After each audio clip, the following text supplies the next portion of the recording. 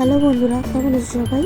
এটা আলুর দম নয় একদমই, এটা হচ্ছে মাছের ডিমের একটা রেসিপি। মাছের ডিম দিয়ে আমি মাছের ডিমের সাথে আলু মেখে পেঁয়াজ কাঁচা লঙ্কা কুচি দিয়ে গোলমরিচের গুঁড়ো, একটু কাশ্মীরি লঙ্কার গুঁড়ো দিয়ে ভালো করে মেখে এটা বল বল শেপে গড়ে তারপরে এটাকে ডিমে চুবিয়ে ভেজেছি, ডিমের ব্যাটারে চুবিয়ে ভেজেছি।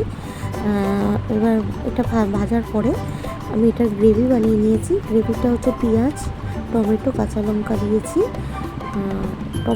টমেটো সস দিয়েছি, সয়া সস দিয়েছি, আর একটু চিলি সস দিয়েছি, দিয়ে ভালো করে গ্রেভিটা বানিয়ে নিয়েছি। তারপরে ডিমের বড়াগুলো দিয়ে দিয়েছি, মাছের ডিমের বড়াগুলো দিয়ে দিয়েছি।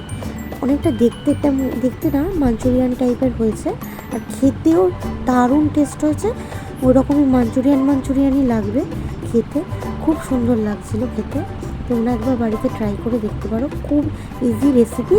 আর দেখো কতটা সফট হয়েছে, আর ভেতরটা পুরো পাক